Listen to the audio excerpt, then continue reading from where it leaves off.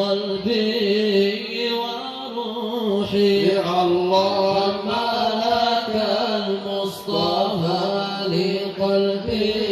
وروحي الله واتركني